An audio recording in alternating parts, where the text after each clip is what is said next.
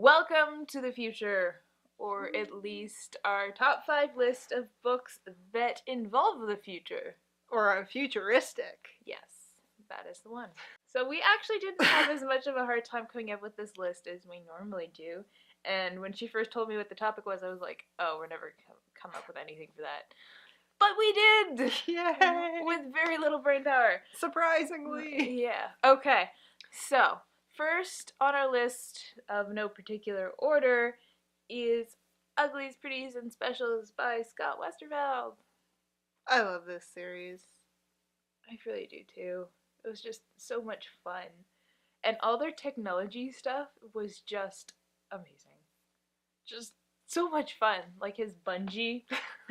They have like bungee suits where you jump off a building and you just kind of like bounce a few times before you hit the ground and then you just get off. I really wanted a hoverboard. I know. I feel like Back to the Future lied to me and told me that I'd have a hoverboard by this point. But I really want a hoverboard, and that's one of the main modes of transportation in this book. Their whole society, the way the society is organized, is really fascinating and interesting, and scared me a little bit. And yeah, it was just a really cool, interesting way. It wasn't post-apocalyptic, which was a big thing for us. We're like, post-apocalyptic and futuristic, not the same thing. But they're constantly said to be the same thing.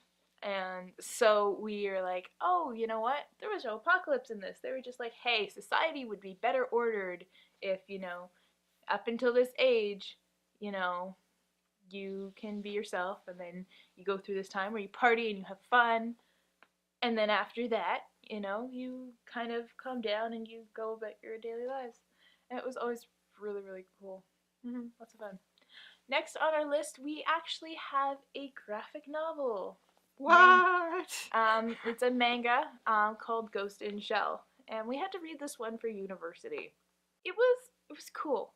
It was definitely cool because people are functioning like, every day, blah, blah, blah, blah, blah. They have their gadgets and stuff, but they also have a lot of gadgets implanted in them, so much that a lot of people are almost cyborgs. One of my favorite conversations in that book is when they're talking to the main character, oh, would you ever retire? Like, how about you retire? And she's like, well, the majority of my, bio stuff is owned by the police force, so if I were to retire, that would all have to be reclaimed. And that was just like, okay. really, really dark. And this book deals with identity, and it's just really cool, really futuristic. I remember one conversation they were having where they had this one guy who just had basically no tech implanted in him. They're like, why'd you choose me? I mean, I'm pretty low tech. And they're like, we need somebody who functions different than the rest of us, because if we have all our parts working the same way, we're gonna get fucked over somehow. And there's the villain, and I use that term loosely, is this computer program that's hacking people. And there's this one scene where they encounter this guy who's been going around, and he's been plugging these chips into these computers, and he's telling the guy, he's a garbage man, and he's telling his partner, oh, this is so I can see my kid and my wife again, no, divorce. And eventually the police get him, and they're just like, no, you don't have a wife and kids. You live by yourself. You've always lived by yourself. He was hacked, and he has this entire life that he found out that does not exist, isn't real. He has all these emotions and feelings, and that really was So this is a really good kind of robot, cyborg, future thing that just brings up a lot of amazing questions, and it's just so cool. It's also an anime, I think. I haven't watched it, so I can't tell you. I've seen the movie. I actually own the movie. No, okay. So if you want that, I can lend that to you.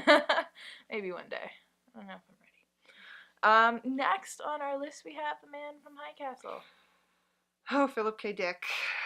So a lot of Philip K. Dick's books deal with futuristic situations, and I kind of narrowed it down to 2 that I really liked, and that was The Man from High Castle and Scanner Darkly. The Man from High Castle is this alternate history. The Germans and the Japanese won World War II, and it takes place in German and Japanese occupied U.S. And when I originally read this book, I was in San Francisco, and the majority of this book takes place in San Francisco. So that was a bit of like weird to deal with, because at one point I was reading about this, they were at this museum, going, things taking place, and I looked up from the bus that I was on, and I was going by that museum. That's pretty crazy. Yeah, it's... You didn't read this one. It's on my list. It's not like I'm like, no, I'm not going to touch that. I just haven't got around to it. Mm-hmm. But I will. Probably this year, I think. I think it's time. And they're actually, it's Amazon Prime has adapted it into a TV series. So they've uploaded the pilot, and I'm super, super, super pumped to watch the pilot. But, and Scanner Darkly, briefly, drug culture, read the book, don't watch the movie. That's what I'm saying on that. Next on our list is Brave New World by Aldous Huxley, and this is like considered like quintessential, has to be read sci-fi dystopia, dealing with the whole what is a dystopia, what is a utopia. But everybody thinks it's a utopia, but for your main character, the wild man that they find out in the nethers of society, he comes in and he's just like, guys, your society is so fucked, guys.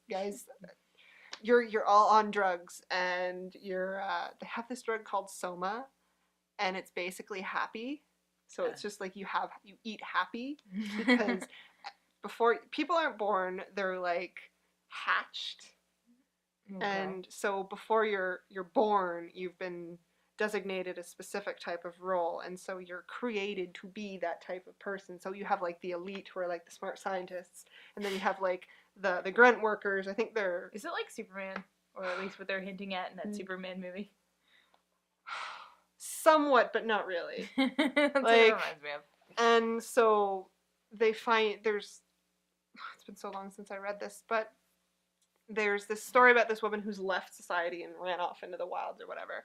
And so a group goes out to find her, and she's had a son, a natural born son, which is like, oh. And so all she wants to do is go back to the society and have Soma again. And she basically drugs herself to death because she's overdosing on happy. And you follow this guy who's natural born in this society just being like, dude. And it's good. I definitely suggest you read it. The more I'm thinking about it, the more I kind of want to reread it, because I remember the ending really stuck with me when I read it originally, and it just, dark. Okay. Next on our list we have Itaru by William Gibson. Yet another book we read for the majority of this list is that one course. Yeah. It was what was it? Robots and sci-fi and Japanese culture. Yeah. That explains everything, doesn't it? So this book was by William Gibson, not a Japanese man at all, but anyways. Loved Japanese culture. Apparently he's only been there like once. Yeah, for like 5 minutes. He was there for like, I think 2 days. Yeah. And wrote Itaru based off of those 2 days. And from friends who have read the book and been to Japan, they're like, it's freaking eerie. How it just like he captures like the culture and the essence of it. Yeah. Itaru is about a whole bunch of things, kind of thing, but there are a whole bunch of characters running around. The main thing that's kind of going on is there's this pop star who is dating this computer pop star generated idol, something, and it's kind of about the nature of being and identity and existence, and it's just like a really cool cyber culture as well, because you've got like these hackers in this like, it's described as this like world, right? And it's like a back alley, like black market. My in the favorite part of that book is you have the 2 characters. You have the girl who's going off to like figure out about the celebrity dating the cyber celebrity, but there's this other guy who's been hired by people to like figure out what's going on with him, and he does this thing that is considered, so futuristic, and that is he looks at people's internet search history and their internet, like what they've spent online, and just their credit cards, and just the traces that they leave behind them. And when this book came out, this was like such a like, oh, that's so crazy. And then when I'm reading this, I'm just like, we do that every day. Like the amount that we leave online, Yeah, you could know everything about a person, Yeah. and nobody finds that like shocking because Google looks at your history and is like, oh, you need to advertise to this person over here. They're interested in what you're selling, right? It's just a really, really fun and interesting book. Mhm. Totally crazy, totally. So good though. Yeah. Woohoo. So we did have a brief discussion when we were coming up with this list, and we mentioned it already about how looking for futuristic books and finding a crazy amount of dystopias and post-apocalyptic And stuff. and we didn't want to include them on this list because we kind of feel like they're different things. The future doesn't necessarily have to run into kind of a post-apocalyptic whatever dystopia. It's not necessarily what's going to happen. It may happen. But why are we so obsessed with it? Like, that's like, you look at TV and movies, it's just like, in a world. And you're like, oh, this one. I've heard of this one. Like, you'll be giving me book pitches, and it's like, after the end of the world happens, so and so, and I'm just like, but, okay. why is Right. everything so negative? Why can't we have the weird, crazy, positive stuff again? I miss it. It doesn't have to be positive. It just has to be different. Yes. Like, our world has evolved into this. It is not ended. It is not perfect. It is not disperfect. It I just am is. so sick of factions, guys. I am so sick of it. Just everything. Everything has to be in a faction. Everything. You're either above ground or you're below ground. You're either smart or you're brave. Like, oh, it's just. I don't know. I don't know. But that has been our look into the future. Yes. Do you like what you see? So, do you guys have any picks for your favorite futuristic books? What do you think about the way our society is moving towards post-apocalyptic fiction as the future? And tell us what you think, guys. See you later.